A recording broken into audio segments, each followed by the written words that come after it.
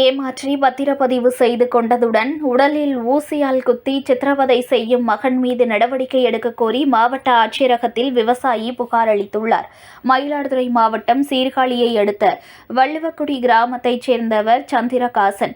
இவருக்கும் இவரது மனைவி ராஜம்மாள் ஆகிய இருவருக்கும் வள்ளுவக்குடி கிராமத்தில் 16 விவசாய நிலம் மற்றும் குடியிருப்பு மனைகள் உள்ளன.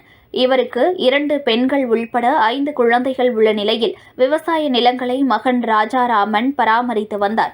இந்த நிலையில் சந்திரகாசனுக்கு கடந்த வருடம் உடல்நலக்குறைவு ஏற்பட்டதை தொடர்ந்து மகன் ராஜாராமிடம் மருத்துவ செலவுக்கு பணம் கேட்டுள்ளார். பணம் கொடுக்க மறுத்த ராஜாராமன் சந்திரகாசனை அடித்து கீழே தள்ளிவிட்டு வீட்டை விட்டு வெளியேற்றியுள்ளார். மேலும் அவரது சொத்தை நயவஞ்சகமாக ஏமாற்றி பத்திரப்பதிவு செய்து கொண்டதுடன் விரல்களில் ஊசியால் குத்தியும் கை கால்களை முறித்து உடைத்து தனது மகன் ராஜாராம் சித்திரவதை செய்ததாகவும் பாதிக்கப்பட்ட சந்திரகாசன் குற்றம் சாட்டியுள்ளார். திருச்சியில் வசிக்கும் தனது மகள் ராதிகா வீட்டிற்கு சென்று அங்கிருந்து மருத்துவ சிகிச்சை பெற்று சொந்த ஊர் திரும்பியுள்ளார்.